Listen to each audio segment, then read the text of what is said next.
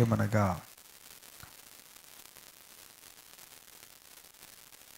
మూడు మాటలు మనం ఇక్కడ చూస్తున్నాం. ఆమేన్ అనువాడు, రెండవదిగా నమ్మకమైన సత్య సాక్షి, తర్వాత దేవుని సృష్టికి ఆదియునైన వాడు. మూడు మాటలు, దాని యొక్క వివరం మనం తెలుసుకుందాం. కళ్ళు మూసుకున్నట్లయితే చిన్న ప్రార్థన చేసుకుందాం.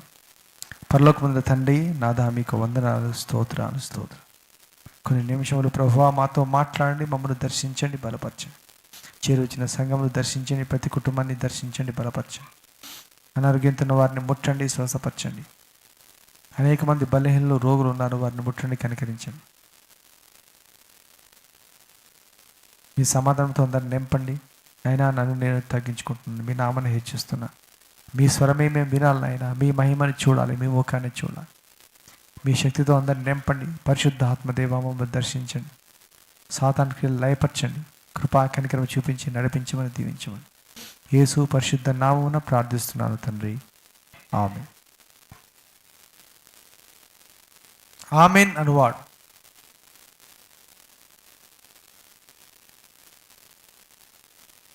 ఆమేన్ అనువాడ నమ్మకమైన నాథుడా,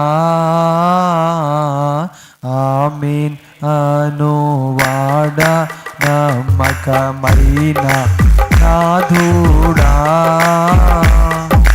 సత్యాసు దేవుని సృష్టికి ఆదియు నీవేగా, సత్య సాక్షి దేవుని సృష్టికి ఆదియు నీవేగా. స్తోత్రించెదము యేసు దేవుడా, జీవనాథ ప్రేమనాథ, స్తోత్రించెదము జీవనాథ ప్రేమనాథ, స్తోత్రించెదము. ఆమేన్ అనగా ఏమిటి? ఆమేన్ అంటే ఏంటి? ఇలాగూ జరుగునుగాక. మొదట మనము సంఖ్యాకాండంలో ఆమేన్ అన్నమాట మనం చూస్తాం. తర్వాత ఆయా స్థలాల్లో అనేక చోట్ల, కొన్ని చోట్ల ఎక్కువగా లేనప్పటికీ 4-5 సార్లు మనకు ఆమేన్ అనే మాట బైబిల్లో కనబడుతూ ఉన్నది. కానీ ఇక్కడ చెప్పబడిన ఈ మాట ఆమేన్ అనువాడు అంటే దాని భావం ఏంటి? ఆయన పేరే ఆమేన్. ఆమేన్ అనువాడు అంటే ఏంటి? ఆమేన్ అని పిలువబడుతున్న వాడు అని అర్థం. యేసు ప్రభువుకు ఉన్నటువంటి అనేక పేర్లలో, బిరుదులలో ఆమేన్ అనేది కూడా ఒక బిరుదు అని ఇక్కడ చెప్పబడుతుంది. లవోదికీయ సంఘంతో ఏమంటున్నాడు దేవుడు? నేను ఆమేన్ అను వాడను, ఆమేన్ అని అనబడుచున్న వాడను అని అంటున్నాడు. చాలా ఆశ్చర్యంగా ఉంది, చాలా వింతగా ఉంది. అదేంటి, యేసు ప్రభువుకి పేరు కూడా ఆమేన్ అనే పేరు ఉందా? ఆమేన్ అని పిలువబడుతున్నాడు అంటే మనం ప్రార్థన చేసినప్పుడల్లా కూడా ప్రతిసారి ప్రార్థన చేసిన తర్వాత ఏమంటాం మనము? ఆమేన్ అంటాం. కొంతమంది చెప్పరు, ఆమేన్ అనరు. అందుకే ఓసారి చెప్పండి ఆమేన్ చెప్పండి అని అంటుంటా. రాజకుమారి ఇటు సైడ్ కూర్చో, ప్లేస్ ఉంది కదా, సైడ్ జరగవచ్చు కదా. ఇట్లా చూడడం ఎందుకు? ఆమేన్ అనువాడు.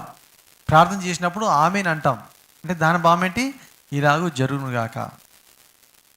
ఇప్పుడు ఈ మాటను బట్టి మనం చూసినప్పుడు ఆమేన్ అనువాడు అంటే, ప్రభువా ఇంతవరకు నేను ప్రార్థన చేశాను, ఇదిగో నీ పేరిట చేస్తున్నాను, నువ్వు విను, నువ్వు జవాబు ఇవ్వు అని ప్రభుని మరలా మనము ప్రభు పేరుతో మనం దాన్ని ముగిస్తున్నాం. ఆమేన్ అనువాడు. అనువాడు అనే మాట మనము దేవునికి సంబంధించి చెప్పుకున్నప్పుడు 3 విషయాలు ఇంతవరకు కనబడుతున్నాయి బైబిల్లో, 3 మాటలు. ఇప్పుడు ఇక్కడ మనము ఆమేన్ అనువాడు అనే మాట చూసాం. ఇంకా 2 మాటలు బైబిల్లో మనకు కనబడతాయి. ఇంకొక మాట ఎక్కడ కనబడుతుంది? నిర్గమకాండంలో కనబడుతుంది, 3వ అధ్యాయంలో 4వ వచనంలో.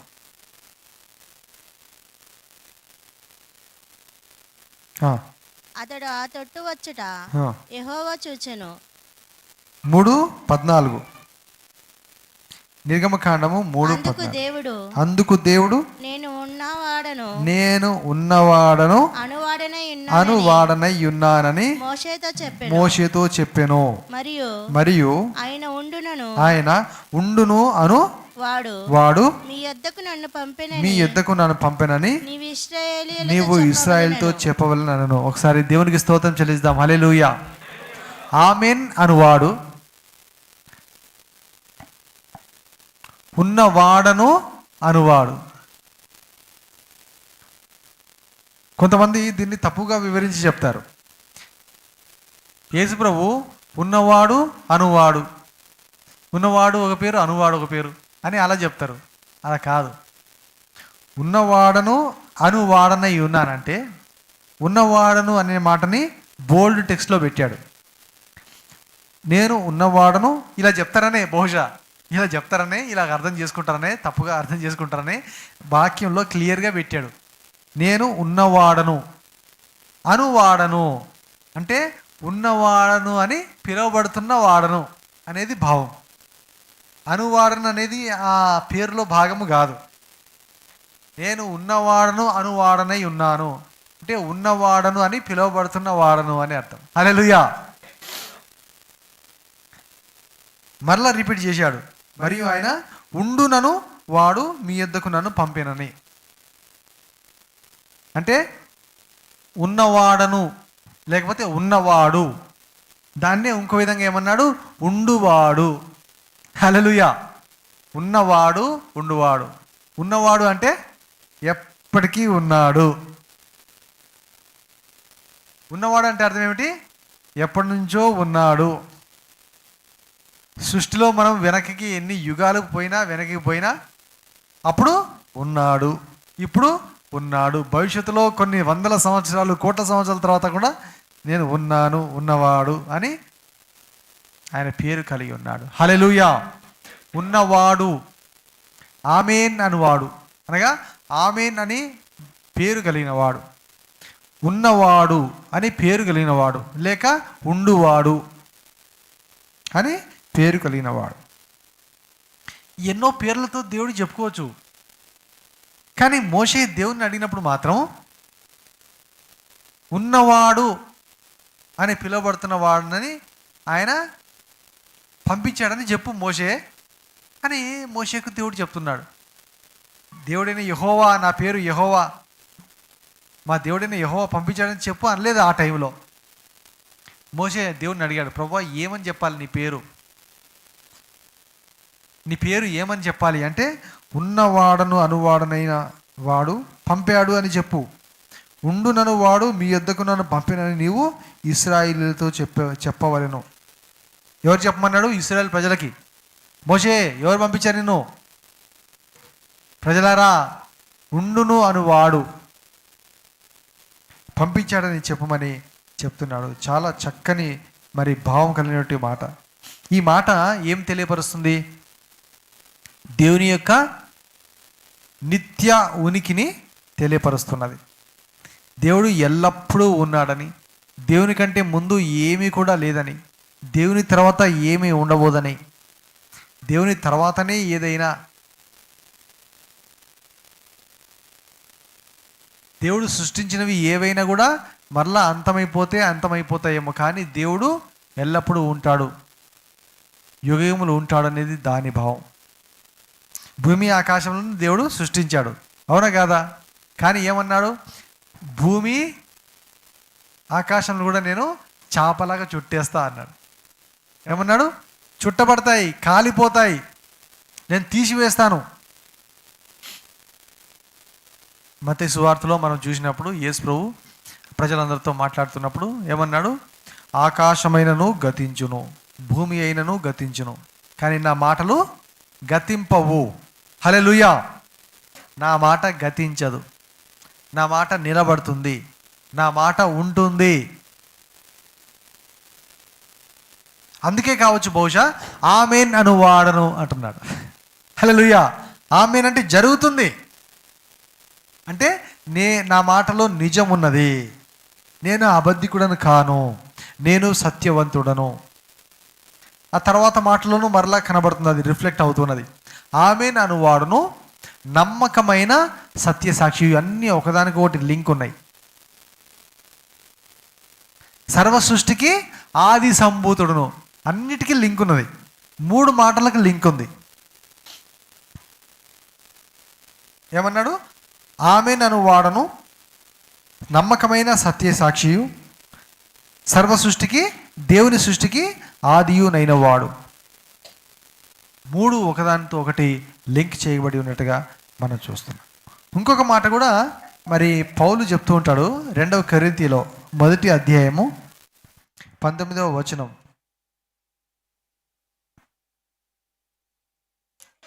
మా చేత అనగా నా చేతను సిల్వాను చేతను తిమోతి చేతను.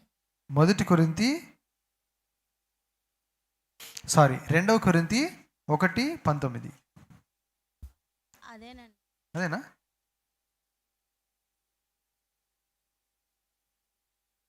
ఓకే, చదవండి చివరి భాగంలో.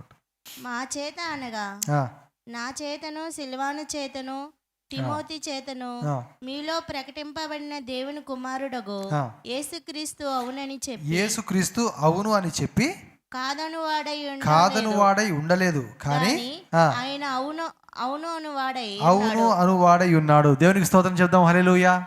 ఇంకా అవును అనువాడై ఉన్నాడు. 3 అనువాడులు. 3.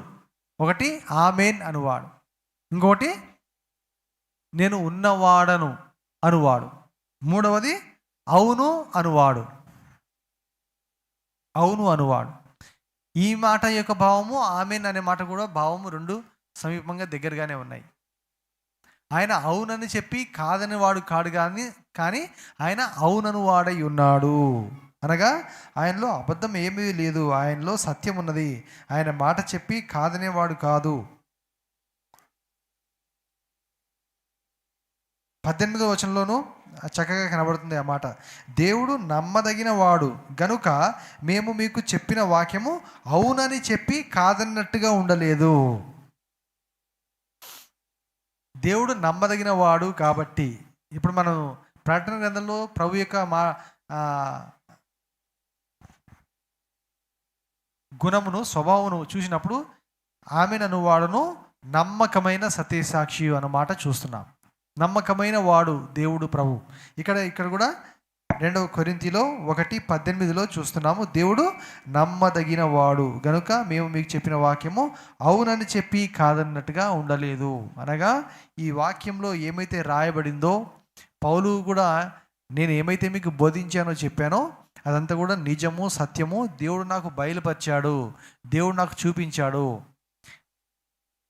నేను ప్రార్థిస్తుండగా, నేను ఉపవాసం ఉండగా, ప్రత్యేకంగా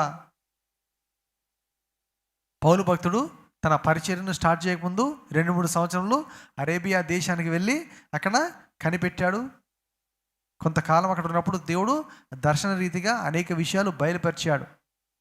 ఈ ధర్మశాస్త్రంలో రాయబడిన మాటలన్నీ కూడా ఆల్రెడీ పౌలు భక్తునికి ధర్మశాస్త్రం బాగా తెలుసు, కానీ దానిలోని లోతైన భావము, సత్యము గ్రహించలేదు. ఇంకా గ్రుడ్డితనంలో ఉన్నాడు. ఎప్పుడైతే ప్రభు దర్శనం అతడు పొందుకున్నాడో ఏం చేశాడు? దీని యొక్క భావం అంతా, నెరవేర్పంతా క్రీస్తులోనే ఉన్నది, క్రీస్తులోనే ఉన్నది, యేసులోనే ఉన్నది అన్న సంగతి పౌలు భక్తుడు గ్రహించాడు. హల్లెలూయా. సో ఆ 3 మాటలు దాంట్లో మనం చూస్తున్నాం. ఆమేన్ అనువాడు. ఇక 2వ మాట, దీంట్లోనే మనం కొంచెం లోతుగా వెళ్దాం. ఆమేన్ అనువాడును నమ్మకమైన సత్యసాక్షియు. ముందు నమ్మకమైన వాడు అనే దాని గురించి కొన్ని మాటలు చూద్దాం. సత్యసాక్షి అనే దాని గురించి టైం ఉంటే సత్యసాక్షి అనే దాని గురించి మనం చూద్దాం.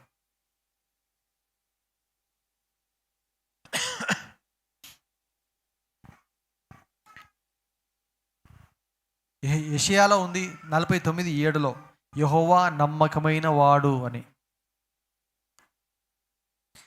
ఇర్మియా గ్రంథంలో 42వ అధ్యాయంలో 5వ వచనంలో ఉంది. సేమ్ ఇదే మాట ఉంది. ఇప్పుడు మన ప్రకటన గ్రంథంలో చూస్తున్న మాటనే నమ్మకమైన సత్యసాక్షి. నమ్మకమైన వాడు అనేది వేరే మాట, సాక్షి అనే మాట వేరే మాట, సత్య సాక్షి అనే మాట వేరే మాట. కానీ ఈ రెండు కలిపి ఇక్కడ చెప్తున్నాడు. ఆమెన్ అనువాడను నమ్మకమైన సత్యసాక్షి. ఇర్మియాలోను చక్కగా 42:5లో ఆ మాట రాస్తున్నాడు. వీలైతే చదువుదాం. అప్పుడు వారు ఇర్మియాతో ఇట్లనిరి, నిన్ను మా యొద్దకు పంపి నీ దేవుడకు యెహోవా సెలవిచ్చిన ఆ మాటలను బట్టి మరో మాట లేకుండా మేము జరిగించని ఎడల యెహోవా మా మీద నమ్మకమైన సత్యసాక్షిగా ఉండును గాక. చాలు, యెహోవా మా మీద నమ్మకమైన సత్యసాక్షిగా ఉండును గాక. ఏం జరిగింది అక్కడ? నెబుకద్నెజర్ రాజు వచ్చేసి యూదులైన వారిని చెరకు తీసుకొని వెళ్ళిపోయాడు. అక్కడ ఉన్న కొద్ది మంది మీద గెదలియా అనే వ్యక్తిని నాయకునిగా పెట్టాడు. ఇర్మియా కూడా ఇంకా ఇశ్రాయేల్ దేశంలో ఉన్నాడు. ఇర్మియాకి స్వేచ్ఛనిచ్చారు నెబుకద్నెజర్ రాజు. ఇర్మియా ప్రవక్తగా, దైవజనునిగా వారు గుర్తించారు, ఆయన్ని గౌరవించారు ఇర్మియాని. ఇర్మియాతో ఏమన్నారంటే, నీవు మాతో పాటు రావాలనుకుంటే రా, బబులోను దేశానికి రా, లేకపోతే ఇశ్రాయేల్ దేశంలో నీవు ఉండాలనుకుంటే ఇక్కడ ఉండు, నీ ఇష్టం ఎక్కడైనా ఉండు అని స్వేచ్ఛ ఇర్మియా భక్తునికి ఇచ్చినట్టుగా మనం చూస్తాం దీంట్లో. అయితే ఇక్కడ ఉన్నటువంటి కొంతమంది ఎవరినైతే రాజు వదిలిపెట్టేశాడో వాళ్ళు ఇర్మియా దగ్గరికి వచ్చి అడుగుతున్నారు, ఇర్మియా దేవుడు ఏం చెప్తున్నాడు? దేవుని చిత్తం ఏమిటి మా పట్ల? మేము ఇక్కడ ఉండాలా, ఐగుప్తు దేశానికి వెళ్ళాలా? ఏం చెప్తున్నాడో చెప్పు మాకు. దేవుడు ఏం బయలుపరుస్తున్నాడో అడిగి నువ్వు మాకు తెలియపరచు అని ఇర్మియా దగ్గర మనవి చేసుకుంటున్నారు. చేస్తూ దేవుడు ఏం చెప్తే మేము అది చేస్తాము అని అంటున్నారు ఇర్మియా దగ్గర. కానీ ఏమైతే వాళ్ళు ఒప్పుకున్నారో ఇర్మియా దగ్గర ఆ పని చేయలేదు, వారు చేయలేదు. తర్వాత భాగాల్లో మనం చదివితే అర్థమవుతుంది ఆ మాట. కానీ ఇక్కడ ఇర్మియాతో అంటున్నారు, వారు ఇర్మియాతో ఇట్లనిరి, నిన్ను మా యొద్దకు పంపి నీ దేవుడగు యెహోవా సెలవిచ్చిన ఆ మాటలను బట్టి మరో మాట లేకుండా మేము జరిగించని ఎడలా, మేము లోబడిన ఎడలా, మేము నీ మాటకు విధేయులము కాని ఎడలా యెహోవా మా మీద నమ్మకమైన సత్య సాక్షిగా ఉండునుగాక. అంటే దేవుడే మాకు సాక్షిగా ఉంటాడు. ఇంకా కేవలం పై మాటలే చెప్తున్నారు వీళ్ళు. ఆల్రెడీ వారి మనసులో నిశ్చయించుకున్నారు, నిర్ణయించుకున్నారు. ఏమన్నా తెలుసా? మేము ఐగుప్తు దేశానికి వెళ్ళిపోతాం, అక్కడ ఉంటాము.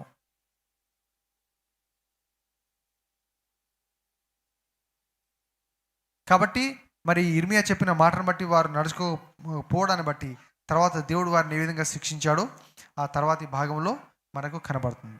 అయితే ఇదే నమ్మకమైన సత్యసాక్షి అనే పేరుతో, మాటతో యేసు ప్రభు ఈ 7వ సంఘానికి తను తాను బయలుపరచుకోవడం మనం ఇక్కడ చూస్తూ ఉన్నాం. హోషేయ గ్రంథంలో 11:12లో నమ్మకమైన పరిశుద్ధ దేవుడు అని దేవుని గురించి రాయబడుట మనం చూస్తున్నాం. మొదటి తెస్సలోనికీయులకు రాసిన పత్రిక 5:24లో మిమ్మును పిలిచిన వాడు నమ్మకమైన వాడు అనే మాట కనబడుతుంది. ఈ మాట చదువుదాము, చూడండి. మొదటి తెస్సలోనికీయులకు రాసిన పత్రిక 5:24.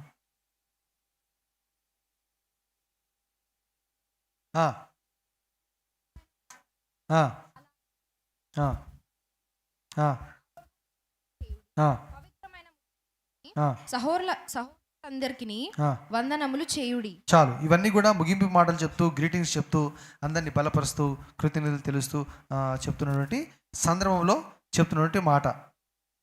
మిమ్మును పిలిచివాడు నమ్మకమైన వాడు గనుక అలాగూ చేయును. ఎలాగూ చేయును? ఏం చేస్తాడు? ఏ విషయంలో దేవుడు నమ్మకంగా ఉన్నాడు అంటే ఆ పైన చెప్పిన మాటను మరి వివరిస్తూ చెప్తున్నాడు.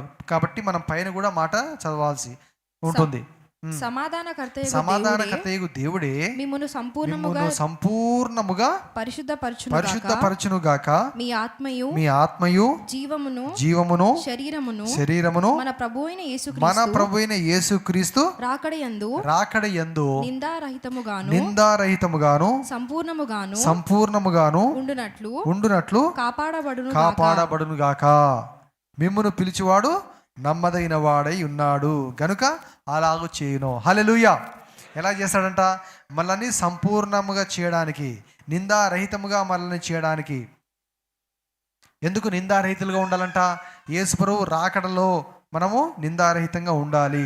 ఆయన త్వరగా వస్తున్నాడు కాబట్టి మిమ్మల్ని సంపూర్ణంగా చేసి మిమ్మల్ని కాపాడుతాడు.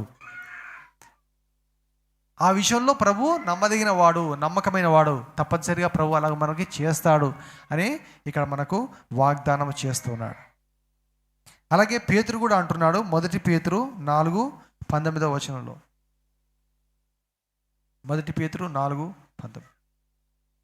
కాబట్టి దేవుని చిత్త ప్రకారము బాధపడువారు సత్ప్రవర్తన గలవారై నమ్మకమైన సృష్టికర్తకు తమ ఆత్మలను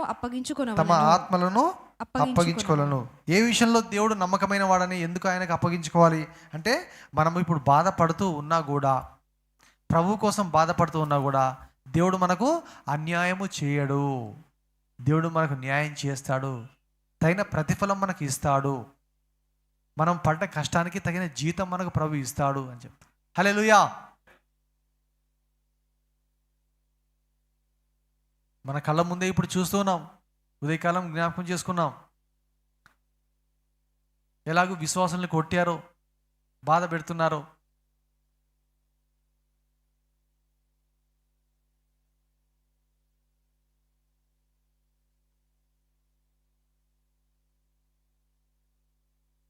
సంఘాలలో బీజేపీ, ఆర్ఎస్ఎస్ వీళ్ళు పని కట్టుకొని ఎన్నో ఘోరమైన పనులు చేస్తూ ఉన్నారు.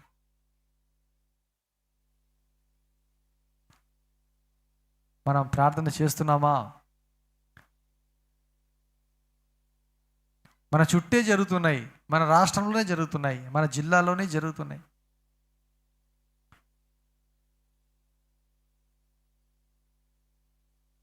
దేవుని చిత్త ప్రకారము బాధపడువారు సత్ప్రవర్తన గలవారై. ఈ బాధ ఏం బాధ? ప్రభు కోసం బాధపడుట, ప్రభు కోసం హింసింపబడుట. మనం ఏదో పాపము చేసి కాదు, మనం ఏదో తప్పు చేసి కాదు, మనం ఎవరికో అన్యాయం చేసి కాదు. అవి వేరు. అవి చేస్తే దానికి తగిన శిక్ష, బాధ ఉంటే అది వేరు. కానీ దేవుని పని చేసినందుకు, ప్రభుని ఆరాధిస్తున్నందుకు కొడుతున్నారు, వాక్యం చెబుతున్నందుకు కొడుతున్నారు, హింసిస్తున్నారు. చర్చిలో ఉండే సామాను తగలబెట్టేస్తున్నారు, పాడు చేసేస్తున్నారు. ఏమని అనుకుంటున్నారు వారు? ఎందుకని అలా చేస్తున్నారు? క్రైస్తవులు ఏమన్నారన్నా? క్రైస్తవులు తక్కువ మంది జనం ఉన్నారనా? కానీ ప్రభు చూస్తుంటూ ఊరుకుంటాడా? ఊరుకోడు. పగ తీర్చుట నా పని, ప్రతిఫలం ఇచ్చుట నా పని అని ప్రభు అంటున్నాడు. దేవుడు వారిని విడిచిపెట్టడు, మనం విడిచిపెడుతున్నామేమో. మనం కామ్గా ఉంటున్నాం, మనం ప్రార్థన చేస్తున్నాం, దేవుడే వారి సంగతి చూసుకుంటాడు. ఆ విషయంలోనూ దేవుడు నమ్మకమైన వాడే. హల్లెలూయా. ప్రకటన గ్రంథంలో మనం చూసినప్పుడు, చనిపోయిన ఆ వారి ఆత్మలను నేను చూచి తిని అంటాడు యోహాను. చూస్తే ఆ ఆత్మలు ఏం చేస్తున్నారంట? అయ్యో ప్రభువా, దేవా, మమ్మను హతసాక్షులుగా చేశారు కదా, మమ్మల్ని హింసించారు కదా, బాధ పెట్టారు కదా ప్రభువా, ఎన్నాళ్ళ వరకు నీవు వారికి తీర్పు తీర్చకుండా ఉంటావు అని దేవుణ్ణి వేడుకుంటున్నారు. దేవుని వేడుకుంటుంటే దేవుడు అంటున్నాడు, నా కొరకు ఈ విధంగా హతసాక్షులు అయ్యే వారి సంఖ్య, నా కోసం బాధపడుతూ నా కోసం నింద బాధలు అనుభవిస్తున్న వారి సంఖ్య ఇంకా పూర్తి కావలసి ఉన్నది. హల్లెలూయా.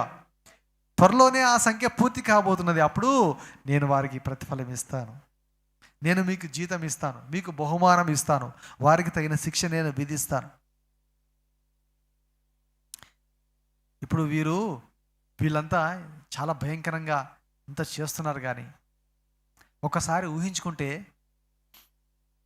తర్వాత వారు నరకాగ్నిగుండంలో పడి అక్కడ వారు పడే బాధ ఊహించుకుంటే ఎలాగుంటుంది? మనమైతే ప్రభు దగ్గర నెమ్మది పొందుతాము, సమాధానముగా ఉంటాము. కానీ వీరు చనిపోయిన తర్వాత ఎంత భయంకరమైన శిక్ష అనుభవిస్తారు. వారికి అర్థం కావట్లేదు, వారు చూడలేకపోతున్నారు ఆ విషయం.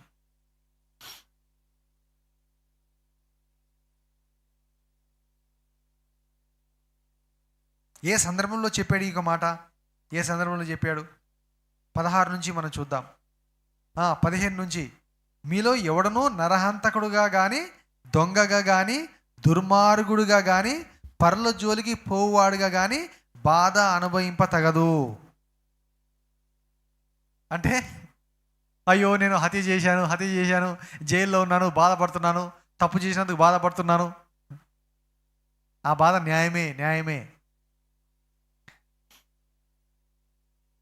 దొంగగా కానీ, దుర్మార్గుడుగా కానీ, పరుల జోలికి పోవువాడుగా కానీ, ఇది కూడా దాంతో సమానంగా తప్పుగా చూపిస్తున్నాడు. దేంతో సమానంగా? నరహత్యతో సమానంగా, దొంగతో సమానంగా ఈ మాట చూపిస్తున్నాడు. పరుల జోలికి పోవువాడుగా కానీ. ఊరికే ఏం చేయొద్దంట? పరుల జోలికి పోవద్దంట. ఊరికే వాళ్ళతో వీళ్ళతో ఏం పని లేకపోయినా ఊరికే పని కట్టుకొని, ఆ ఫ్రెండు ఈ ఫ్రెండు, ఆ స్నేహితులు ఈ స్నేహితులు ముచ్చట్లు పెట్టుకోవడం, టైంపాస్ చేయడం, అటు ఇటు తిరగడం. తెస్సలోనికల్లో కూడా పౌలు చెప్తున్నాడు, మీరు ఇంటింటికి ఊరికే తిరగవద్దు.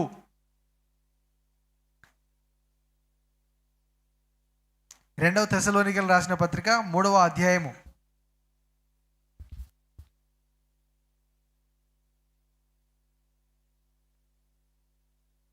10వ వచనం. మరియు మేము మీ యొద్ద ఉన్నప్పుడు ఎవడైనను పని చేయనొల్లని ఎడల వాడు భోజనము చేయకూడదని మీకు ఆజ్ఞాపించితిని కదా. మీలో కొందరు ఏ పనియు చేయక పరుల జోలికి పోవుచు అక్రమముగా నడుచుకొనుచున్నారు. పరుల జోలికి పోతూ అక్రమంగా నడుచుకొనుచున్నారని వినుచున్నాము. అట్టివారు నెమ్మదిగా పని చేయుచు సొంతముగా సంపాదించుకొని ఆహారము భుజింపవలనని మన ప్రభు అయిన యేసుక్రీస్తు పేరిట వారిని ఆజ్ఞాపూర్వకముగా హెచ్చరించుచున్నాము. చాలు. కాబట్టి దుర్మార్గుడిగా కానీ, దొంగగా కానీ, పరుల జోలికి పోవువాడుగా కానీ బాధ అనుభవింప తగదు. కానీ ఎవడైనను క్రైస్తవుడైనందుకు బాధ అనుభవించిన ఎడల అతడు సిగ్గుపడక ఆ పేరును బట్టి ఏ దేవుని మహింపరచవలెను. దేవునికి స్తోత్రం చెల్లిద్దాం. హల్లెలూయా, హల్లెలూయా. ఎవరో చెప్పారు ఈ మధ్య నాకు, ఎవరు చెప్పారు? శివ ధనంజయ్ చెప్పినట్టున్నాడు. అక్కడ వాళ్ళు కట్టుకుంటున్న ఇల్లు దగ్గర ఒక వాచ్మెన్ పెట్టారు. వాచ్మెన్ పెడితే ఆయననేమో ఇంట్లో ఒక పేరు, చర్చిలో ఒక పేరు పెట్టుకున్నాడు. 2 పేర్లు. చాలామందికి ఇలాగే, ఇక్కడ చాలామంది ఉన్నారు. ఇంట్లో ఒక పేరు, చర్చిలో ఒక పేరు. అలాంటప్పుడు పేరు మార్చుకోకండి అమ్మా, పేరు మార్చుకోకండి. ఒకటే పేరుతో పిలువబడండి. ఎందుకు 2 పేర్లు? ఎవరైనా సంఘంలో పేరు మార్చుకుంటే మీరు ఆ పేరుతోటే సమాజంలో పిలువబడాలి. మీరు పని చేసే చోట ఆ పేరుతోనే పిలువబడండి. మీకు అర్థమవుతుందా? పేరు మార్చుకోవాలని ఉద్దేశం ఉన్నప్పుడు పేరు మార్చుకుంటే మార్చుకున్న పేరుతో పిలువబడండి. కొత్త పేరుతో పిలువబడడానికి ఎందుకు సిగ్గుపడుతున్నారు? అంత బాధనా? మరి తీసేసుకోండి ఆ పేరు. ముందు ఏ పేరు ఉందో ఆ పేరుతోనే పిలువబడండి. ఆ పేరుతోనే చర్చిలో పిలువబడండి. ఆ పేరుతోనే పనిచేసే చోట కూడా పిలువబడండి. ఏం బాధ లేదు. ఇక్కడ పేరు, అక్కడ పేరు, ఇవన్నీ రెండు ఎందుకు పని లేక? అటు సగం ఇటు సగం, అది సగం ఇది సగం.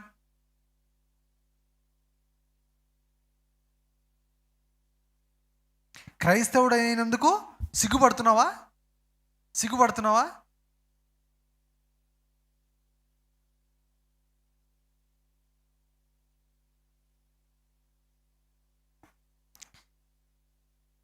ఎక్కడున్నాం? 17. ఎవడైనాను 16. క్రైస్తవుడైనందుకు బాధ అనుభవించిన యెడల అతడు సిగ్గుపడక ఆ పేరును బట్టియే దేవుని మహిమపరచవలెను. తీర్పు దేవుని ఇంటి యొద్ద ఆరంభమగు కాలము వచ్చి ఉన్నది. కొన్నిసార్లు నాకు అనిపిస్తుంది, ఇంకా అడుగుదాం వీళ్ళని పర్సనల్గా అడుగుదాం. ఏంటమ్మా నువ్వు ఇక్కడేమో ఆ పేరు, అక్కడేమో ఆ పేరు, తీసేసుకో, ఏదో ఒక పేరు పెట్టుకో, సర్టిఫికేట్ అన్న మార్చుకోండి. లేకపోతే అంతా మార్చడం ఇవన్నీ కష్టం అనుకుంటే ఉండని పాత పేరే ఉండని ఉంచుకోండి, ఏం గొడవ లేదు. ఎందుకు కొత్త పేరు పని లేక అనవసరం. ఒకసారి అడుగుదాం అనిపిస్తుంది నన్ను.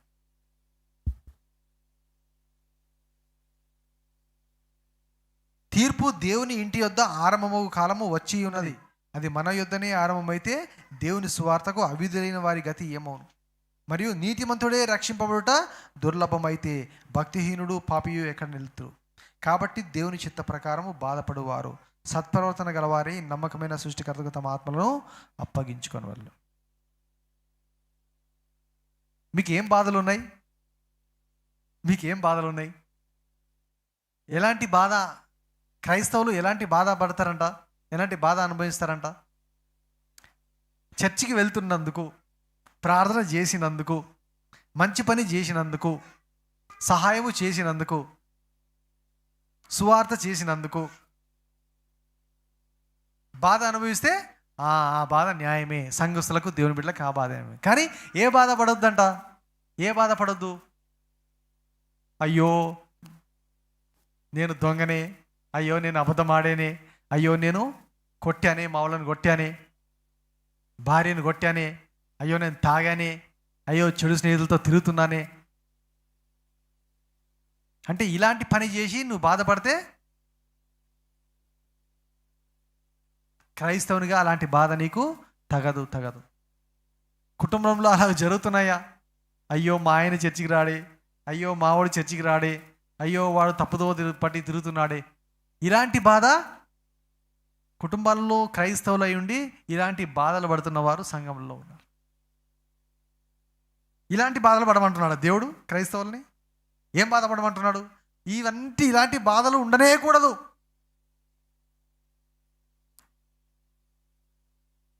నేను పాపంలో ఉన్నాను, నేను తప్పు చేస్తున్నాను, నేను సరిగా ఉండట్లేదు, నేను దేవుని చిత్తం నెరవేర్చట్లేదు, ఇలాంటి బాధ ఉండనే కూడదు. దేవుని బిడ్డలలో ఎలాంటి బాధ ఉండాలి? నేను సువార్త చేసినందుకు కొట్టాడు, మందిరం పని చేస్తున్నందుకు వచ్చారు, అటాక్ చేశారు, కొట్టారు, మంచి పని చేసినందుకు బాధ అనుభవిస్తున్నాను. కానీ ప్రభు ఏమన్నాడు? మత్తయి సువార్త 5:10 మీరు బాధపడకండి, సంతోషించండి, ఆనందించండి, గంతులు వేయండి, పరలోకమందు మీ యొక్క బహుమానము ఎక్కువ అవుతుంది అని చెప్తున్నాడు. కాబట్టి మనకు సహాయం చేయడానికి దేవుడు ఏమై ఉన్నాడు? నమ్మకమైన వాడు అని చెప్తున్నాడు 19లో. కాబట్టి దేవుని చిత్త ప్రకారం బాధపడేవారు సత్ప్రవర్తన గలవారి నమ్మకమైన సృష్టికర్తకు తమ ఆత్మలను అప్పగించుకోవాలను. దేవుడు నమ్మకమైన వాడు, దేవుడు నమ్మదగిన వాడు. మనకు చేయవలసింది ప్రభు చేస్తాడు.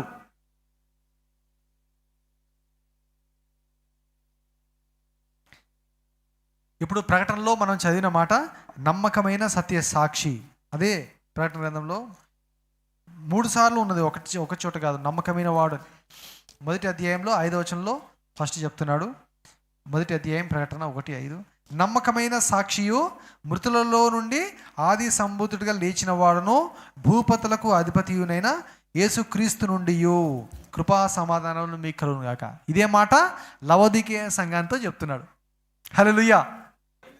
లవోదికీయ సంఘంతో ప్రభు ఏ మాట చెప్తున్నాడు? మరలా ఈ 1:5లో ఉన్నటువంటి మాట చెప్తున్నాడు. నమ్మకమైన సాక్షి.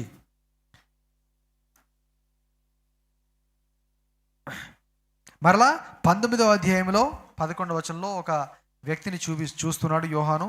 ఆయన గురించి చెప్తున్నాడు 19:11 మరియు పరలోకము తెరవబడి ఉండుట చూచితిని. అప్పుడు ఇదిగో తెల్లని గుర్రం ఒకటి కనబడెను. దాని మీద కూర్చుండి ఉన్నవాడు నమ్మకమైన వాడును సత్యవంతుడును అను నామము గలవాడు. గట్టిగా దేవునికి స్తోత్రం చేద్దాం. హల్లెలూయా. ఆయన నీతిని బట్టి విమర్శ చేయుచు యుద్ధము జరిగించుచున్నాడు. నమ్మకమైన వాడును సత్యవంతుడును. నమ్మకమైన వాడును సత్య సాక్షియో సత్యవంతుడును అను నామము కరిగినవాడు. ఎవరి గురించి చూస్తున్నాం ఈ మాట? యేసు ప్రభుని గురించే మనం చూస్తున్నాం. హెబ్రీ పత్రిక రాసిన గ్రంథకర్త పౌలు భక్తుడు కూడా ప్రభు గురించి ఒక ఉదాహరణ చెప్తున్నాడు. హెబ్రీ పత్రికలో మోషేని గురించి చెప్తూ మరి ప్రభుని గురించి కూడా మనకు జ్ఞాపకం చేస్తూ ఒక మాట చెప్పాడు. చూడండి, హెబ్రీ పత్రిక 3వ అధ్యాయము 2వ వచనం. దేవుని ఇల్లంతటిలో మోషే నమ్మకముగా ఉండినట్టు. మోషే దేవుని ఇల్లంతటిలో నమ్మకముగా ఉన్నాడంట.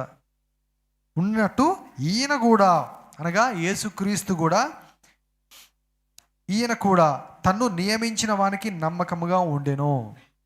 ఎవరు నియమించారు? తండ్రి నియమించాడు. తండ్రి పంపించాడు. కుమారుని ఈ లోకంలోనికి పంపాడు. తన చిత్తము నెరవేర్చడానికి తండ్రి తన కుమారుని పంపించాడు. హల్లెలూయా. యేసు ప్రభు వచ్చి ఏం చేశాడంట? అన్ని పనులు తండ్రి ఏమైతే ఆజ్ఞాపించాడో అవన్నీ చేశాడంట. ఏమైనా ఆజ్ఞాపించి పంపించాడు తండ్రి? పరలోక రాజ్య సువార్త ప్రకటించు, రోగుల్ని స్వస్థపరచు, పాపములను క్షమించు, బంధకాలు తెంపు, కృంగిన వారిని లేవనెత్తు.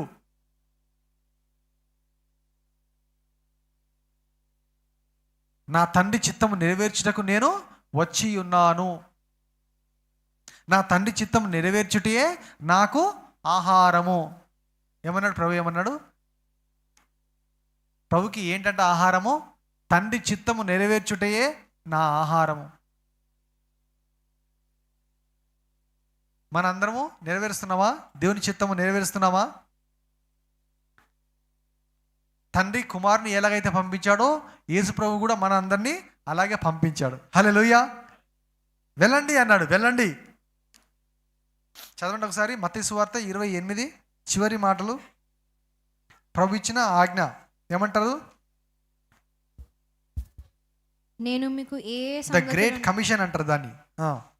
నేను మీకు ఏ ఏ సంగతులను ఆజ్ఞాపించితినో వాటినన్నిటినీ గైకొనవలనని వారికి బోధించుడి.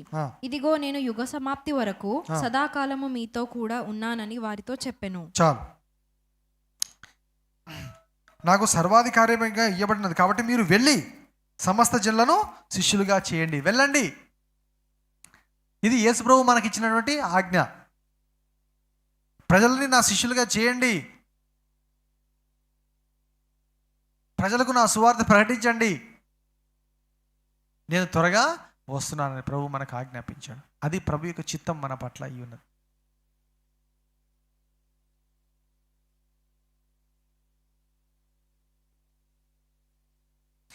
యేసు ప్రభు ఏం చేశాడంట? తండ్రి ఏ పని మీద అయితే పంపించాడో ఆ పని అంతట్లో ఎలా ఉన్నాడంట యేసు ప్రభు? తండ్రికి నమ్మకముగా ఉన్నాడు. మోషే దేవుని ఇల్లంతట్లో నమ్మకముగా ఉన్నాడు. మోషే కూడా ఎలా ఉన్నాడంట? నమ్మకముగా ఉన్నాడు. మనల్ని కూడా ఏమంటున్నాడు? మోషే నమ్మకంగా ఉన్నట్టు యేసు ప్రభు కూడా నమ్మకంగా ఉన్నాడు, మీరును నమ్మకముగా ఉండండి అని మనకు తెలియపరుస్తున్నాడు, చెప్తున్నాడు. దేవుడు నమ్మకమైన వాడు. మరి మనము ఎలాగ ఉంటున్నాము? నమ్మకముగా ఉంటున్నామా లేదా? ఇది రెండవ భాగము దీంట్లోనే. ఆల్రెడీ ఈ మధ్య ఒకసారి మనం జ్ఞాపకం చేసుకున్నాము. ఇర్మియా 5:1 నమ్మకమైన వ్యక్తి ఎవరైనా ఉన్నారా లేదా అని దేవుడు చూస్తూ ఉన్నాడు, వెతుకుతూ ఉన్నాడు. ఇశ్రాయేల్ ప్రజల్లో గమనించి చూసినప్పుడు ఒక్కరు కూడా నమ్మకముగా ఉన్నట్టుగా దేవునికి కనబడలేదు. ఇర్మియా 5:1 యెరూషలేము వీధులలో ఇటు అటు పరిగెత్తు చూచి తెలుసుకొనుడి. దాని రాజవీధులలో విచారణ చేయుడి. న్యాయము జరిగించుచు నమ్మకముగా ఉండు. యత్నించుచున్న ప్రయత్నము చేస్తున్నా, న్యాయంగా జరిగిస్తున్న వ్యక్తి కూడా కాదు, న్యాయంగా ఉండాలని ఆశపడి ప్రయత్నం చేస్తున్న వ్యక్తి అయినా ఎవరైనా ఒకరైనా ఉన్నారా?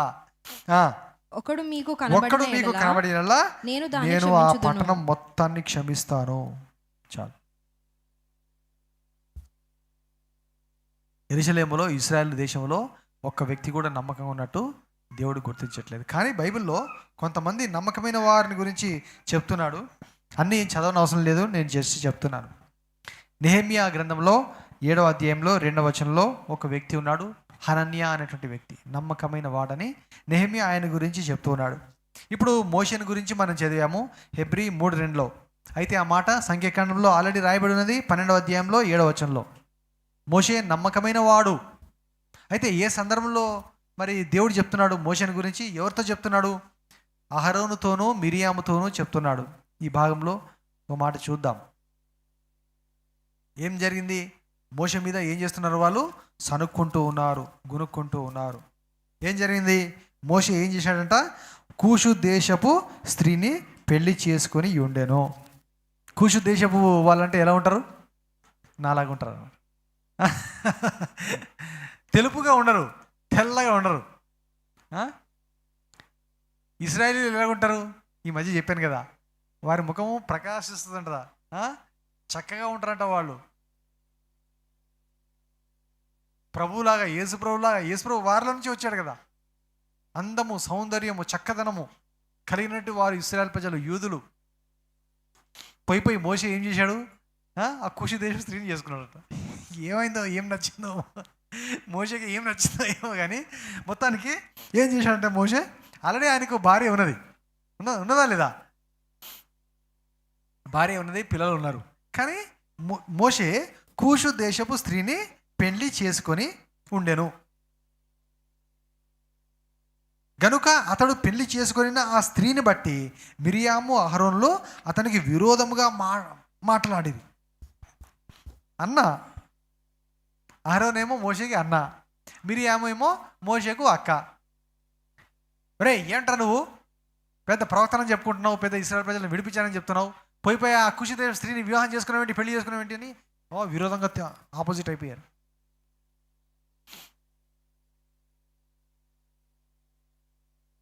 ఒక ఇంటిలో ఏదైనా సంఘటన జరిగితే ఆ సంఘటన బట్టి ఇంటి వారందరూ ఆపోజిట్ అయిపోతారు, వేరైపోతారు.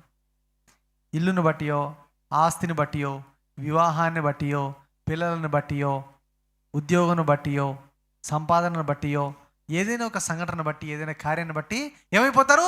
ఇంటి వారు ఒకరికొకరు వేరైపోతారు, పగవళ్ళు అయిపోతారు, వ్యతిరేకమైపోతారు.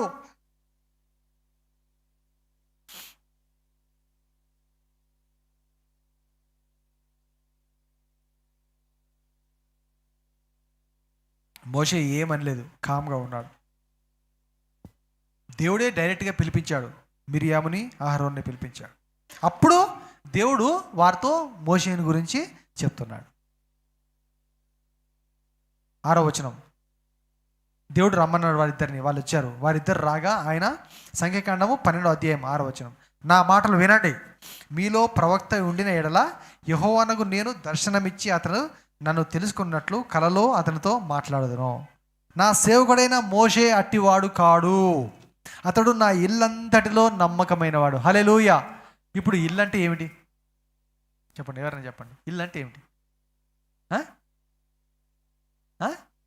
నాకు వినిపించట్లేదు. ఇల్లు అంటే ఏమిటి? నా ఇల్లంతట్లో మోషే నమ్మకమైన వాడు. ఏమిటి ఇల్లు?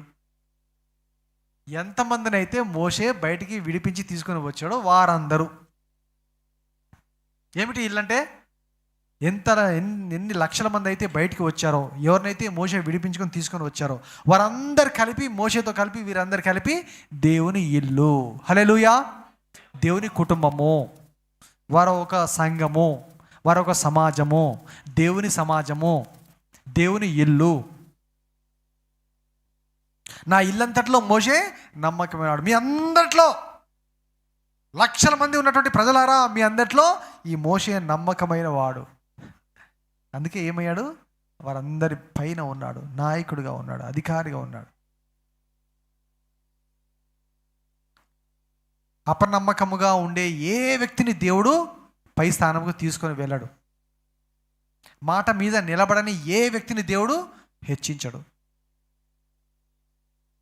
దేవుడు వాడుకోడు. మాట తప్పువారు నమ్మకముగా ఉండటంటే ఏమిటి? నమ్మకత్వం ఎలా తెలుస్తుంది? నమ్మకం అంటే ఏంటి? మాట మీద నిలబడుట, చెప్పిన పని చేయుట, ఇచ్చిన మాట నెరవేర్చుట, అదే. హల్లెలూయా. అతడు నా ఇల్లంతట్లో నమ్మకమైన వాడు, నేను గూఢభావములతో కాదు దర్శనమిచ్చి ముఖాముఖిగా అతనితో మాట్లాడదును, అతడు యెహోవా స్వరూపమును నిదానించి చూచును. కాబట్టి నా సేవకుడైన మోషేకు విరోధముగా మాట్లాడటకు మీరు ఎలా భయపడలేదు? భయపడరా? మోషే కేవలం మీ సహోదరుడు కాదు, మీ తమ్ముడు కాదు, నా సేవకుడు, నాకు ఇష్టడైన వ్యక్తి.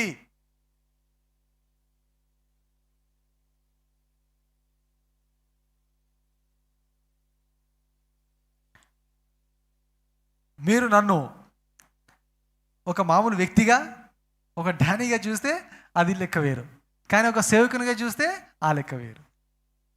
దేవుడు ఎలా చూస్తున్నాడో అలాగే మీరు చూస్తే ఆ లెక్క వేరు. ఒక తోటి సహోదరునిగా చూసి తోటి సహోదరునిగా ట్రీట్ చేస్తే, తోటి సహోదరునిగా ఎలాగైనా మాట్లాడితే ఆ లెక్క వేరు. దైవజనునిగా భావించి భయముతో మాట్లాడితే ఆ లెక్క వేరు. హల్లెలూయా. దేవుడు ఎలా ట్రీట్ చేశాడు మోషేని? మోషే నమ్మకమైన వాడు. 3వదిగా సమూయేలు మొదటి సమయాలు 2:35లో మరి ఆయన గురించి చెప్పాడు. నేను నమ్మకమైన ఒక వ్యక్తిని కనుగొన్నాను, అతని నా మంద మీద నేను నియమిస్తాను అని దేవుడు చెప్పాడు. తర్వాత హిజ్కియా గురించి రాయబడింది 2వ దినవృత్తాంతముల గ్రంథంలో 31:2 హిజ్కియా ఆయన నమ్మకముగా తను చేసిన పన్నింటిలో కూడా ఉన్నాడని అక్కడ చెప్పబడింది. మీరు రెఫరెన్స్ రాసుకోవచ్చు కావాలంటే 2వ దినవృత్తాంతంలో 31:2. ఒకసారి వీలైతే చదువుదాం.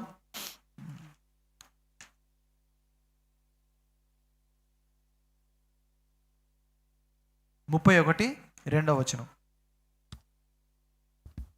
అంతటా హిజ్కియా ఎవరి సేవాధర్మము వారు జరుపుకొనున్నట్లుగా యాజకులను వరుసల ప్రకారముగాను లేవీయులను వారి వారి వరుసల ప్రకారముగాను నియమించెను.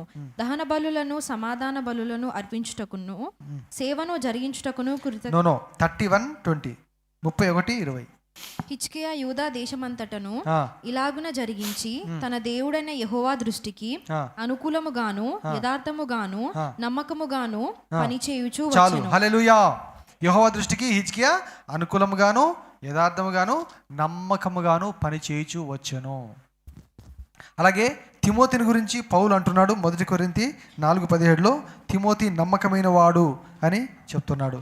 తర్వాత తుకికు అనే వ్యక్తిని గురించి కూడా మరి పౌలు భక్తుడు ఎఫెసీ 6:21లో నమ్మకమైన వాడు అని చెప్తున్నాడు. మీరు కావాలంటే రాసుకోవచ్చు, నోట్స్ రెఫరెన్స్ రాసుకోండి, తర్వాత చదువుకోండి.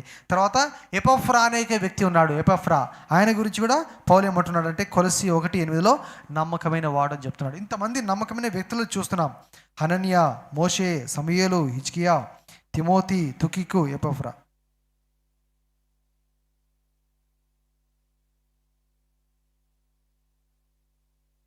ఎందుకు నమ్మకముగా ఉండాలి? ఏమి లాభము, ఏం ప్రయోజనం? నమ్మకంగా ఉండకపోతే ఏమిటి నష్టం? నమ్మకముగా ఉండు వారిని దేవుడు ఎలాగో హెచ్చిస్తాడు, ఎలాగో దీవిస్తాడు. ఒక ఉదాహరణ ఆల్రెడీ ఇప్పుడే మనం చూసాం, మోషే గురించిన మాట. యేసుప్రభుని గురించే స్వయంగా మనం చూసాము. మోషే ఇల్లంతట్లో నమ్మకం ఉన్నట్టు యేసు తను నియమించిన తన తండ్రికి నమ్మకముగా ఉన్నాడు.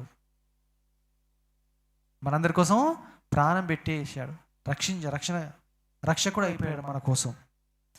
4 విషయాలు నేను చూపిస్తాను. 4 నమ్మకంగా ఉండిన ఎడల దేవుడు మన ఎడల చేసే కార్యం.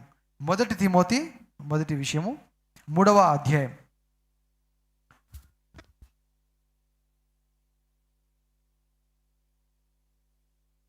11వ వచనం చూద్దాం. అటువలే పరిచర్య చేయు స్త్రీలు మాన్యులై కొండెములు చెప్పని వారును మితానుభవము గలవారును అన్ని విషయములలో నమ్మకమైన వారునై ఉండవలెను. గట్టిగా స్తోత్రం చెల్లిద్దామా? హల్లెలూయా. స్త్రీలారా, మీరు నమ్మకముగా ఉండాలి, అన్ని విషయంలో నమ్మకముగా ఉండాలి. ఎందుకు? పరిచర్య చేయు స్త్రీలు. మీరు నమ్మకంగా ఉంటే పరిచర్య చేసే బాధ్యతను దేవుడు మీకు పెడతాడు. పరిచర్య చేయు వారిలో దేవుడు మిమ్మల్ని ఎన్నుకుంటాడు, నియమిస్తాడు. సంఘంలో పరిచర్య చేయాలంటే ఎలాంటి వారై ఉండవాలని అంటున్నాడు? నమ్మకముగా మీరు ఉండండి, మాన్యులుగా ఉండండి. ఇంకా ఏమన్నాడు? కొండెములు చెప్పని వారుగా ఉండండి, మితానుభవము గలవారుగా ఉండండి. మితానుభవం గలవారంటే అన్నిట్లో మితముగా ఉండండి, టూ మచ్గా ఉండకండి.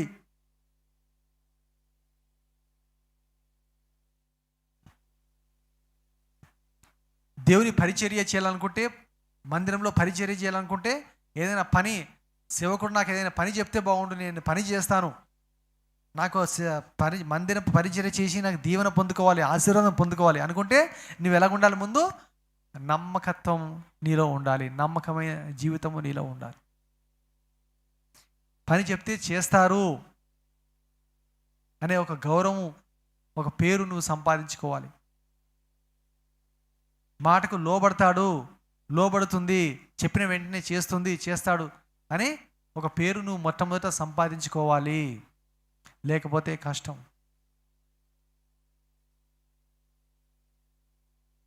2 తిమోతి 2వ అధ్యాయము 2వ వచనం. నీవు అనేక సాక్షుల ఎదుట, నీవు ఎవరు చెప్తున్నారు? పౌలు భక్తుడు తిమోతితో చెప్తున్నాడు, నీవు అనేక సాక్షుల ఎదుట నా వలన వినిన సంగతులను ఇతరులకును బోధించుటకు సామర్థ్యము గల నమ్మకమైన మనుషులకు అప్పగింపుము. చాలు, హల్లెలూయా. తిమోతితో పౌలు ఏమన్నాడు? కొంతమంది బోధకులను పెట్టు అన్నాడు. కొంతమంది వాక్యం చెప్పే వారిని నియమించు, అక్కడక్కడ అవసరమైన చోట నియమించు అన్నాడు. వాళ్ళు ఏమై ఉండాలంటున్నాడు? ఇతరులకు బోధించుటకు సామర్థ్యం కలిగిన వారు, తర్వాత నమ్మకమైన మనుషులు. పుట్టిగా బోధ చేసే సామర్థ్యం ఉంటే సరిపోదు, పుట్టిగా కొన్ని మాటలు చెప్పే స్తోమత ఉంటే సరిపోదు. వారిలో ఏముండాలంట? నమ్మకత్వం ఉండాలి. అంటే ఏంటి? ఏమిటది? నేను నమ్మాలి అన్నమాట. తిమోతి నమ్మాలి, పౌలు నమ్మాలి, తిమోతికి నమ్మకం ఉండాలి. పలానా వ్యక్తి వాక్యం చెప్పగలడు, కానీ నమ్మదగిన వ్యక్తి కూడా. ఏమని నమ్మాలి నేను? ఇతడు పాపము జోలికి పోడు, ఇతడు అబద్ధం ఆడడు, ఇతడికి చెడు స్నేహం లేదు, ఇతడు కుటుంబాన్ని సరిగా చూసుకుంటాడు, ఇతడు నా మాట వింటాడు, నన్ను గౌరవిస్తాడు, తగ్గింపగలిగిన వాడు, మంచి పేరు కలిగిన వాడు, నేను చెప్పిన మాట కాదనడు.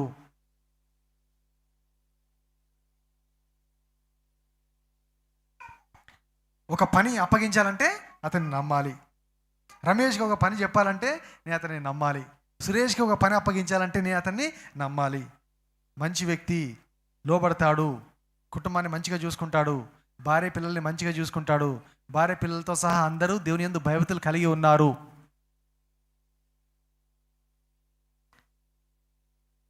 కుటుంబీకులను బాధ పెట్టడు, కుటుంబీకుల మీద కోపగించడు, కుటుంబీకులను కొట్టడు, మర్యాదగా క్రమంగా నడుచుకుంటారు అని నేను నమ్మాలి. కొన్నిసార్లు అనేక విషయాలు నాకు తెలియకపోవచ్చు, అయినా నేను నమ్ముతున్నాను. అయితే ఆ నమ్మకాన్ని మీరేం చేయాలి? నిలబెట్టుకోవాలి. హల్లెలూయా, నిలబెట్టుకోవాలి. కొన్ని సంగతులు నాకు తెలియకపోవచ్చు, కానీ దేవునికి అన్ని విషయములు తెలుసు. ఆయన హృదయమును అంతర్యమును ఎరిగినవాడు. హల్లెలూయా. కొన్ని విషయాల్లో మీరు నమ్మకముగా లేరు. నా దగ్గర కొన్ని విషయాల్లో మీరు నా దగ్గర నమ్మకముగా ఉండవచ్చు, కానీ దేవుని దగ్గర నమ్మకముగా లేరు. ఎందుకంటే నాకు తెలియదు కాబట్టి, హృదయం నాకు తెలియదు కాబట్టి, నేను చూడకుండా మీరు చేస్తున్న పనులు నాకు తెలియదు కాబట్టి. కొంతమంది సేవకుని దగ్గర నమ్మకంగా ఉంటారు, మనుషుల దగ్గర, విశ్వాసుల దగ్గర నమ్మకంగా ఉంటారు, దేవుని దగ్గర నమ్మకంగా ఉండరు.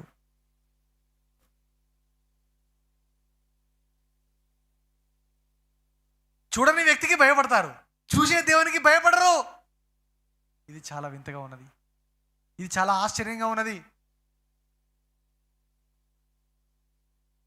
దేవుని సన్నిధికి వస్తూ ఇంకా చెడు స్నేహం ఉన్నదా? త్రాగుబోతులతో తిరుగుతున్నారా? లోకస్తులతో తిరుగుతున్నారా? ప్రభుతో స్నేహము, దేవునితో స్నేహము, సంఘముతో స్నేహము, మంచి వ్యక్తులతో స్నేహము. ఒక త్రాగుబోతు మంచి వ్యక్తే, కానీ త్రాగుబోతు అయితే స్నేహం చేయవచ్చా? కలిసి పని చేయవచ్చా? ఎట్టి పరిస్థితుల్లో చేయరాదు. మంచి వ్యక్తే, అందరు మంచి వ్యక్తులే, తాగితే చెడ్డోడు అయిపోతాడు, చేరాని చేస్తాడు, జరగకూడదని జరిగిపోతుంది. కొంతమందికి వాళ్ళే ఎక్కువ, కుటుంబం కంటే వాళ్ళే ఎక్కువ, స్నేహితులే ఎక్కువ. ఎప్పుడు ఫ్రెండ్ ఫ్రెండ్ ఫ్రెండ్ ఫ్రెండ్ అంటే మరి పెళ్లి చేసుకోకుండా ఉండాలి. ఇక వివాహం జరిగిన తర్వాత, కుటుంబం అయిన తర్వాత అన్నీ పక్కకు పెట్టాలి. ఎంత అవసరమో అంతే మాట్లాడాలి, దూరం పెట్టేయాలి. లేకపోతే కుటుంబము చెడిపోతుంది, సంసారం పాడైపోతుంది, మెల్లమెల్లగా దేవునికి దూరం అయిపోతారు, దేవుని కోపానికి గురైపోతారు. దేవుని బిడ్డలారా, దేవునికి భయపడదామా? నాకు నమ్మకంగా ఉంటే సరిపోదు, దేవునికి నమ్మకంగా ఉండు, కుటుంబానికి నమ్మకంగా ఉండు, భార్య బిడ్డల విషయంలో నమ్మకంగా ఉండు.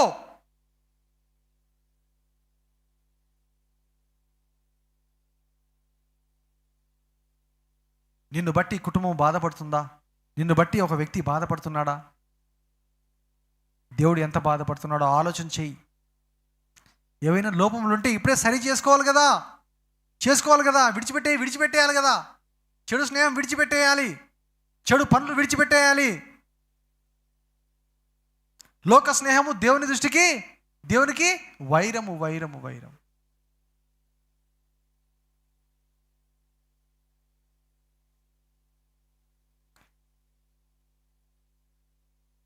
బోధించడానికి సామర్థ్యమైన వ్యక్తులని, నమ్మకమైన వారిని నువ్వు నియమించు తిమోతి అని చెప్తున్నాడు. అలాగే 2వ దినవృత్తాంతములు 34వ అధ్యాయము 12వ వచనము.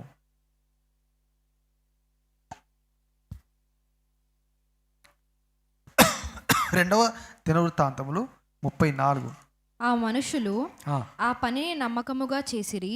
వారి మీది పై విచారణకర్తలు ఎవరనగా మెరారీయులైన లేవీయులకు యహతు, ఒబద్యా. చాలు అంత చదవని అవసరం లేదు.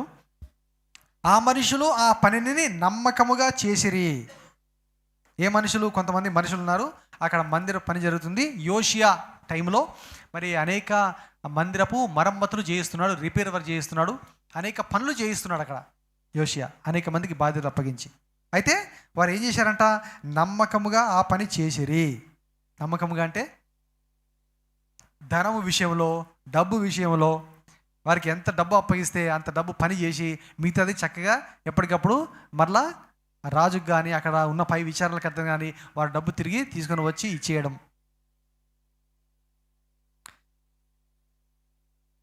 డబ్బు విషయంలో నమ్మకముగా ఉండుట. దేవుడు చూస్తుంటాడు పైనుండి. డబ్బు విషయంలో నమ్మకంగా ఉండుట అంటే, ధనం విషయంలో నమ్మకంగా ఉండ అంటే అర్థం ఏంటి?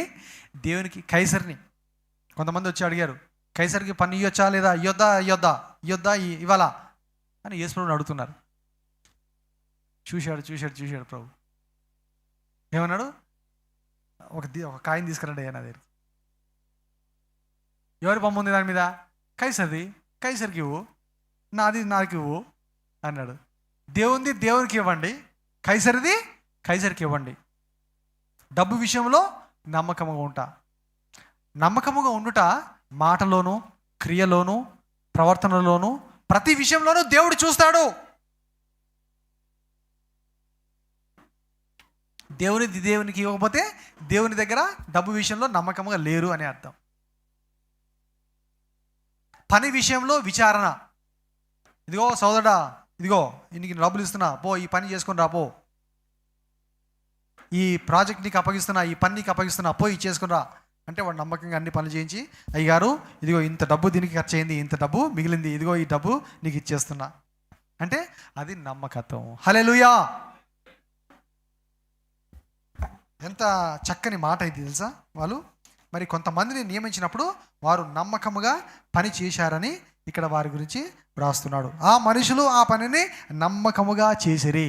మందిరంలో నమ్మకముగా పని చేసేవారు కావలెను. హల్లెలూయా! ఒక జాబ్ వేకెన్సీ ఏంటి?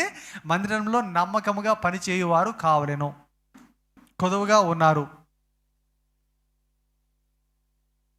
దేవుని మందిరంలో పని చేయడానికి నమ్మకత్వం అవసరము. బోధ చేయడానికి నమ్మకత్వం అవసరము. స్త్రీలు కూడా పరిచర్య చేయడానికి, పని చేయడానికి, పరిచారం చేయడానికి, సేవ చేయడానికి నమ్మకత్వం అవసరము. హల్లెలూయా! ఇక మనకు అందరికి తెలిసిన మాట ఒకటి ఉపమానం. యేసు ప్రభు చెప్పినటువంటి ఉపమానం. మత్తయి సువార్త 25వ అధ్యాయం. ఈ మాటలు చెప్పి నేను ముగిస్తాను.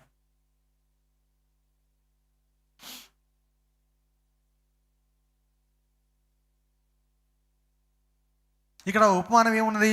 5 తలాంతులు, 2 తలాంతులు, 1 తలాంతు. పరలోక రాజ్యము ఒక మనుషుడు దేశాంతరమునకు ప్రయాణమై తన దాసులను పిలిచి తన ఆస్తిని వారికి అప్పగించినట్లు ఉన్నది. అతడు ఒకనికి 5 తలాంతులు, ఒకనికి 2, ఒకనికి 1 వారి సామర్థ్యం చొప్పున ఇచ్చి వెళ్ళిపోయాడు. ఇంకా 5 తీసుకున్నవాడు ఏం చేశాడంట? మరి 5 తలాంతులు చేశాడంట, డబుల్ చేశాడంట. 2 తలాంతులు తీసుకున్నవాడు ఏం చేశాడంట? రెండింటిని 4 తలాంతులు చేశాడంట. 1 తలాంతు తీసుకున్నవాడు ఏం చేశాడంట? దాన్ని 2 చేయలేదు, దాచిపెట్టాడంట పోయి. ఎందుకంట? యజమానుడు ఆ తలాంతులు ఎవరైతే ఇచ్చాడో యజమానుడు చెడ్డవాడు, మూర్ఖుడు, మంచోడు కాదనుకుంటున్నాడంట ఆ దాసుడు. నేను ఎందుకు దీన్ని డబుల్ చేయాలి, ఎందుకు నేను కష్టపడాలి యజమాని కోసం అని అనుకున్నాడంట. యజమానుడు దేశాంతరం పోయి ఏదో పని చేసుకొని కొంచెం టైం అయిన తర్వాత వచ్చాడు. లెక్క చూద్దాం సంగతి. నేను ఒకటికేమో 5 రూపాయలు ఇచ్చాను, ఒకటికి 2 రూపాయలు ఇచ్చాను, ఒకటికి 1 రూపాయి ఇచ్చాను. అసలు ఆ డబ్బులతో వాళ్ళు ఏం చేశారో నేను చూస్తా. ఆ డబ్బుల్ని వృద్ధి పొందించారా, దానివల్ల లాభకరమైన పని ఏమైనా చేశారా లేదా నేను చూస్తాను, పోయి గమనిస్తాను అని చెప్పేసి వెళ్ళాడంట.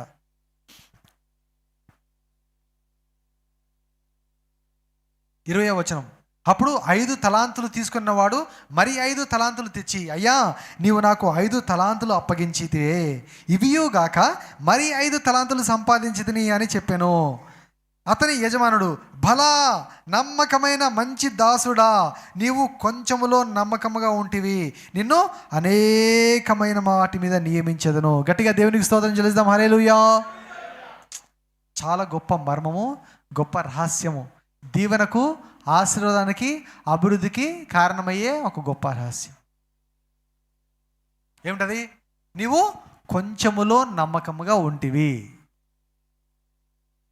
నిన్ను అనేకమైన వాటి మీద నియమించదను.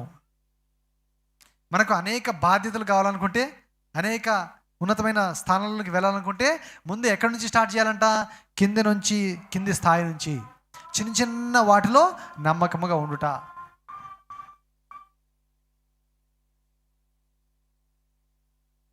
అంటే ఏమిటి?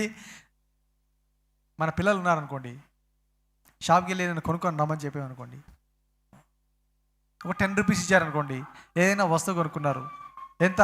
9 రూపీస్ అయింది. దానికి ఎంత మిగిలింది? 1 రూపీ. రే అది ఎంతరా? 10 రూపీస్ డాడీ, అయిపోయినాయి డబ్బులు. 10 రూపీస్ ఇచ్చి 10 రూపీస్తో కొనుక్కున్నా, అయిపోయింది. అంటే నమ్మకంగా ఉన్నట? అయిపోయింది. తేడా అక్కడ అబద్ధం చెప్పడం అయిపోయింది, మోసం అయిపోయింది. చూడు, అదే ఇంకోటికి ఇచ్చి, అరే పోయి కొనుక్కురా డాడీ, 9 రూపీస్ అయింది డాడీ, ఇదిగో 1 రూపీ మిగిలింది, తీసుకో డాడీ, 1 రూపీ ఇచ్చేస్తాను. అబ్బా, వాడండి నమ్మకమైన వాడు. అంటే హల్లెలూయా, వాడు నమ్మకమైన వాడు. ఇవి చిన్నప్పటి నుంచే మీ పిల్లలకు మీరు నేర్పిస్తూ ఉండాలి.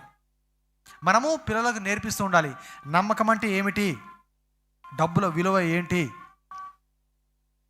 ఏం మిగిలినా కూడా మళ్ళీ లెక్క అప్పచెప్పడం అంటే ఏమిటి, బాధ్యత ఏమిటి, నమ్మకంగా ఉండడం అంటే ఏమిటి, మాట మీద నిలబడడం అంటే ఏమిటి, అబద్ధం చెప్పడం వల్ల నష్టం ఏమిటి, అబద్ధం చెప్పకుండా ఉండడం అంటే ఏమిటి, చిన్న వాటిలో నమ్మకంగా ఉండటం అంటే ఏమిటి, తర్వాత మనం పెద్దగైన తర్వాత చిన్న బాధ్యతలు నమ్మకం ఉంటే పెద్ద బాధ్యతలు మనకు అప్పగించబడతాయి అంటే, ఇవన్నీ మనం నేర్చుకుంటున్నాం. హల్లెలూయా. మనం ఉంటున్నామా? చిన్న చిన్న వాటిలో తప్పిపోతున్నామా? చిన్న చిన్నవి drops of water fills a pot. చిన్న చిన్న నీటి చుక్కలే మొత్తము కుండని నింపేస్తాయి. ఆ ఒక్కొక్క చుక్క నమ్మకమైన చుక్క అయితే కుండంతా నమ్మకమైంది. హల్లెలూయా. ఆ నీటి చుక్కలలో కొన్ని చుక్కలు కలుషితమైనవి అయితే మొత్తం కుండంతా చెడిపోతుంది, వాసన వచ్చేస్తుంది. ఒక మాట ఉంది కదా, మీకు తెలుసా లేదా? ప్రసంగి గ్రంథంలో ఉన్నది.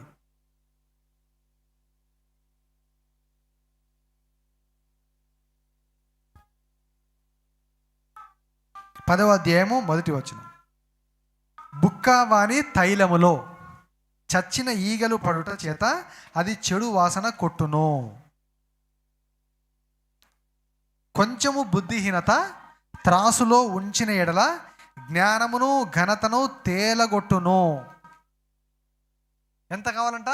కొంచెం బుద్ధిహీనత ఉంటే చాలు, కొంచెం అవిధేయత ఉంటే చాలు, కొంచెం మచ్చ ఉంటే చాలు, కొంచెం చెడుతనం ఉంటే చాలు, నీలో కొంచెము లోపం ఉంటే చాలు, నువ్వు చాలా మంచి వ్యక్తివే అయి ఉండొచ్చు, చాలా విషయాలు నీలో మెచ్చుకున్న దగ్గరవే ఉండవచ్చు,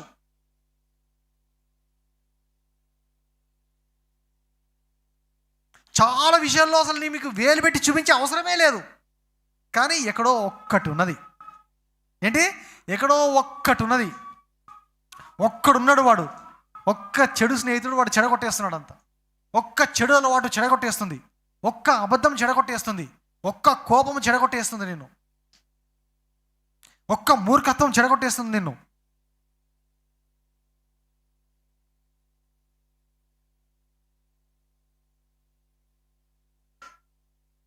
ఒక్క విషయము నిన్ను నమ్మకమైన వ్యక్తి అని పిలవకుండా చేస్తున్నది. ఏం చేస్తుంది? ఒక్క విషయం నిన్ను, అయ్యో నమ్మకమైన వాడు అనుకున్నానే. నువ్వు ప్రయత్నం చేస్తున్నావా? నమ్మకముగా ఉండడానికి ప్రయత్నం చేస్తున్నా ఒక్క వ్యక్తి నీకు కనబడిన ఎడల ప్రయత్నమైన ఉన్నదా? నీలో ప్రయత్నం చేస్తున్నావా? ట్రై చేస్తున్నావా? ఎవరికి కావాలండి? ఎవరికి కావాలి? నేను సంపాదించుకుంటే చాలు, నా దగ్గర డబ్బు ఉంటే చాలు, నా ఇల్లుంటే చాలు, నా భార్య పిల్లలు బాగుంటే చాలు, ఇతరులతో నాకెందుకు? అన్యాయం చేసి అయినా, అబద్ధమాడైనా, మోసం చేసి అయినా, ఏం చేసి అయినా సరే నేను బాగుపడతాను, పైకి వెళ్తాను అనుకుంటే నిన్ను నీవు మోసపరుచుకున్నట్టుగా మోసపోయే వ్యక్తికి తప్ప ఇంకేమీ కూడా లేదు. మోకరించండి, ప్రార్థన చేద్దాం. అనేకమైన వాటి మీద నియమించబడాలని నీకు ఆశ ఉన్నదా? దేవుడు నిన్ను హెచ్చించాలని నువ్వు ఆశపడుతున్నావా?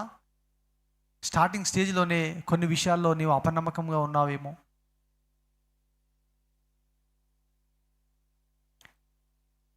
కొంచెం బుద్ధిహీనత, ఎంతో కాదు కొంచెం బుద్ధిహీనత త్రాసులో ఉంచిన ఎడల జ్ఞానమును ఘనతను తేలగొట్టును. తేలిపోతున్నావా? త్రాసులో తేలిపోతున్నావా? ఆ బుద్ధిహీనత ఏదో, ఆ మూర్ఖత్వం ఏదో, ఆ మొండితనం ఏదో, ఆ అవిధేయత ఏదో, ఆ గర్వం ఏదో ఇప్పుడే తీసేసుకుందామా? దేవుని చేత నేను నమ్మకమైన వాడనని పిలువబడాలని నీకు ఉన్నదా లేదా? కుటుంబంలో నీవు నమ్మకంగా ఉండాలనుకుంటున్నావా లేదా?